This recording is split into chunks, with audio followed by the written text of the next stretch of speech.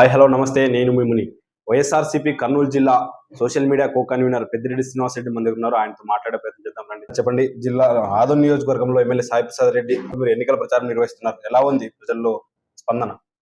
So Adoni నియోజకవర్గానికి సంబంధించినంత వరకు ఎన్నికల ప్రచారం గ్రౌండ్ లెవెల్లో ఆదోని అర్బన్ కానివ్వండి, ఆదోని రూరల్లో కానివ్వండి, పార్టీ చాలా పటిష్టంగా ఉంది. పార్టీ క్యాడర్ కూడా చాలా పటిష్టంగా పనిచేస్తా ఉన్నారు. ఈ ఎన్నికలు అభివృద్ధిని జగన్మోహన్ రెడ్డిని 2019లో గెలిపించుకుని అభివృద్ధిని ఆకాంక్షిస్తూ రాష్ట్ర ప్రజలు ఎప్పుడు ఇవ్వలేనటువంటి అత్యధికమైనటువంటి 151 సీట్లు ఆంధ్ర రాష్ట్ర ప్రజలు ఇచ్చారు. ఆ అభివృద్ధిని కొనసాగించడానికి వైఎస్ఆర్సీపీ పార్టీ శ్రేణులందరూ కూడా ఈ ఎలక్షన్లో చావరేవో అనే విధంగా ప్రత్యర్థులతో తడపడి పోరాడి ఈసారి మళ్ళా అంతకు మించి ఎక్కువ స్థాయిలో సీట్లు రావాలనే ఆకాంక్షతో పనిచేస్తూ ఉన్నారు. ఓవరాల్ గా ప్రచారం అనేది చాలా ఉధృతంగా జరుగుతోంది. సరే, ఆదోని నియోజకవర్గంలో ఈ ప్రభుత్వం వైసీపీ ప్రభుత్వం వచ్చిన అనంతరం 2019 నుండి ఇప్పటి వరకు ఆదోని నియోజకవర్గంలో ఏ అభివృద్ధి పనులు చేశారంటే?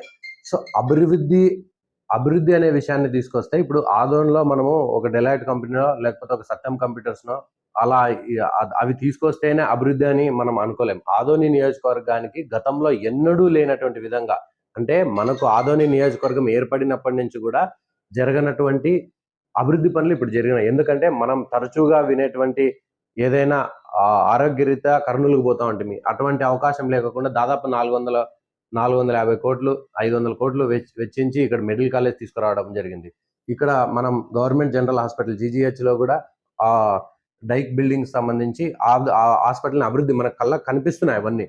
అవన్నీ కళ్ళకు కనిపించే అభివృద్ధివి. అలాగే ఉమెన్ హాస్పిటల్ సంబంధించి కానివ్వండి, ఎక్స్ట్రా 50 బెడ్స్ అదనంగా 50 పడకల ఆసుపత్రిని ఎక్స్టెన్షన్ చేయడం జరిగింది.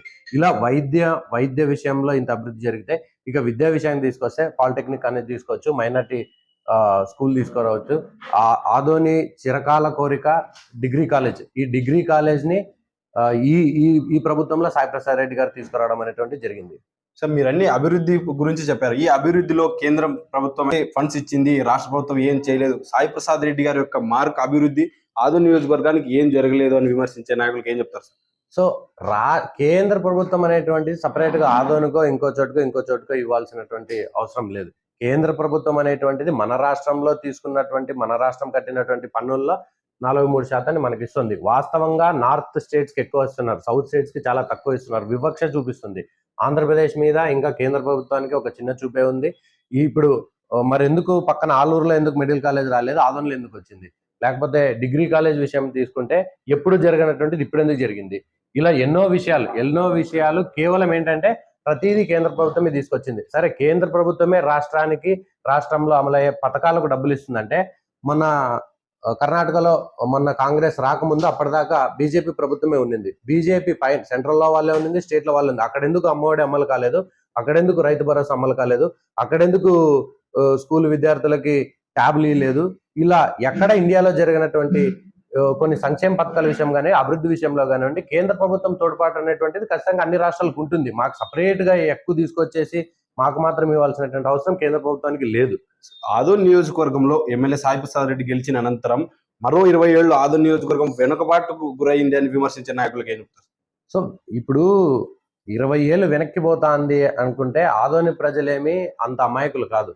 గతంలో 2004కి 2014కి 2014 నుంచి 2019కి 2019 నుంచి 24కి చాలా అభివృద్ధి జరిగింది. 2004లో మనకు బసాపురం సమ్మర్ స్టోరేజ్ ట్యాంక్ లేదు, సాయి ప్రసాద్ రెడ్డి గారు గెలిచిన తర్వాత వచ్చింది. తర్వాత మనకు వైఎంకే స్కూల్ వెనకాల ఉండే ఫ్లైఓవర్ లేదు, సాయి ప్రసాద్ రెడ్డి గారు వచ్చిన తర్వాత వచ్చింది. ఆ బైపాస్ ఎక్కడ మనం ఈ కల్బావి ఈ చివరిలో నుంచి అక్కడ మాధవరం క్రాస్ రోడ్కి బైపాస్ అనేటువంటి లేదు. తర్వాత ఇక్కడ ఆ ఎమిగనూరు రోడ్ నుంచి హాస్పిటల్ రోడ్ కనెక్టివిటీ లేదు. ఇవన్నీ కూడా సాయి ప్రసాద్ రెడ్డి గారు వచ్చిన తర్వాతే చేసింది. దీని మీద ప్రతిపక్షాలకు మేము సవాల్ విసురుతున్నాం. ఈ ప్రభుత్వం ఓపెన్ డిబేట్ కైనా కానీ మేము రెడీ.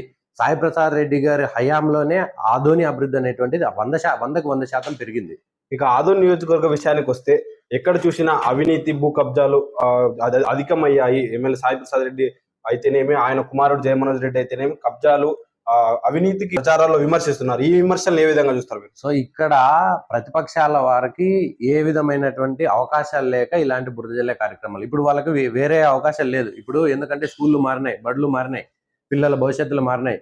బైజూస్ ట్యాబ్లు ఇచ్చినాం, ఇలాంటి వాటి మీద వాళ్ళు విమర్శలు చేయలేరు కాబట్టి పర్సనల్ అజంప్షన్ చేస్తున్నారు.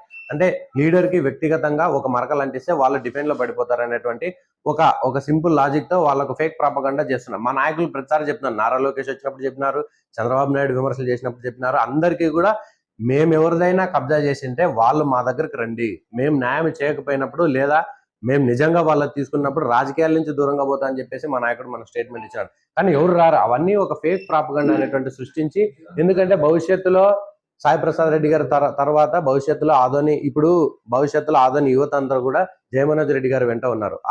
ఆయనకు వచ్చే ఆ ఇమేజ్ ప్రత్యర్థి పార్టీల వారికి కానీ వారి కుమారులకు కానీ వారి కుటుంబ సభ్యులకు కానీ రావట్లేదు కాబట్టి ఈయన మీద మరక జల్లాలా, రాజకీయాల్లో రాకముందే ఈయన మీద మరక జల్లాలనే ఒక ఉద్దేశంతో చేస్తున్నటువంటి కానీ అవన్నీ అసలైన ఆరోపణ. ఇక చివరిగా చెప్పండి, ఆదోని నియోజకవర్గ ప్రజలకు మీరేం తెలియజేస్తున్నారు?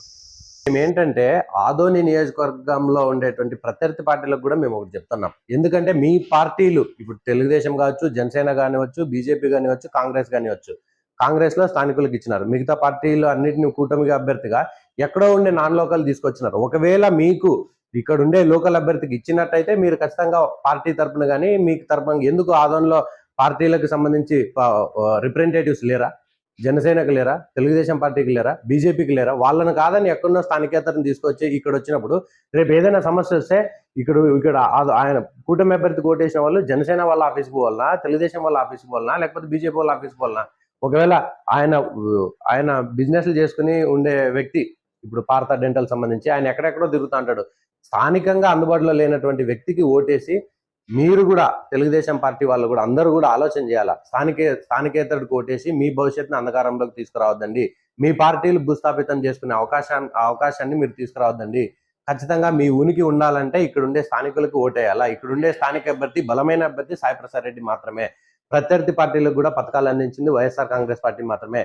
ప్రత్యర్థి పార్టీ వ్యక్తి కూడా మా సాయి ప్రసాద్ రెడ్డి గారి దగ్గరకు వచ్చి అలా మంచి చేయాలన్నా మాకు మీ నుంచి జరుగుతుందంటే చేసేటువంటి గుణం ఉన్నటువంటి వ్యక్తి సాయి ప్రసాద్ రెడ్డి. కాబట్టి సాయి ప్రసాద్ రెడ్డి గారి స్థానికులందరూ కూడా ఖచ్చితంగా ఆదోన్లో ఉండేటువంటి వ్యక్తికి ఓటేయాలా, మనం స్థానికులకు మాత్రమే ఓటేయాలనేటువంటిది ఈ విషయాన్ని గుర్తుపెట్టుకోవాలి.